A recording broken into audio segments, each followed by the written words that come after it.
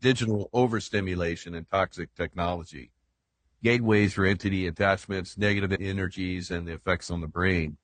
Everybody's on the internet these days and on their phones. That's the way we communicate. If you've got gifts and everything else, and you know you're different from the outside world, the last thing you want to be doing is scrolling through things, because you get anxiety. And once you get anxiety, of course, you ingest an emotion. Once you ingest an emotion, your neurochemical balance goes off balance. So it affects the adrenals, serotonin.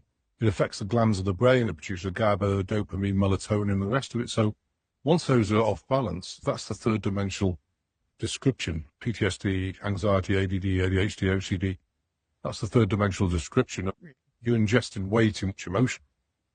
Now, unfortunately, there's a couple of people that talk about, it says, my son came out of the military 10 years ago, always gaming now, angry, narcissistic, and aggressive.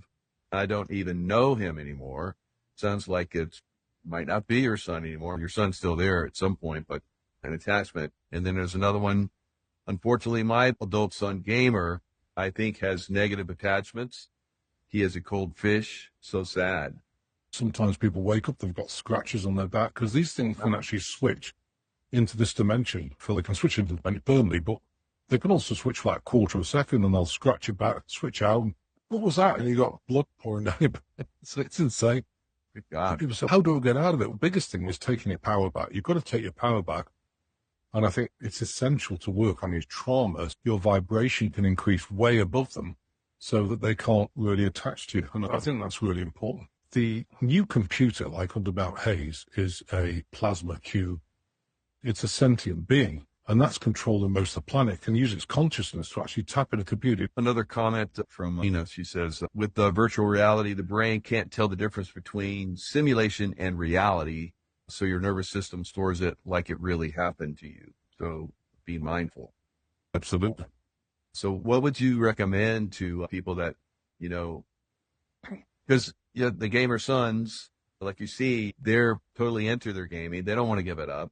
It's a 34 to 36-week program to strip out all the bioweaponry, the nanotubes, nanospheres, the loaded viruses. It strips out hydrogels, spike protein, HIV microinserts. It strips out everything. That's a 34. Because the other thing, when you strip it out, they stripping it out, you've got to reset the DNA back to the blueprint that it was before the CRISPR technology spliced it. You have a great website, goldenenlightenmentproject.com. I'm going to bring that up. Do you want to talk a little bit about that? Yeah, absolutely. So the Golden Enlightenment Project is developed because one of the biggest projects that I'm going to do on this planet, which has not happened yet, is we're creating off-planet pyramids, different dimension off-planet pyramids. There's going to be 3 of them. One's 1,999.99 feet tall, built in Moldavite, different things.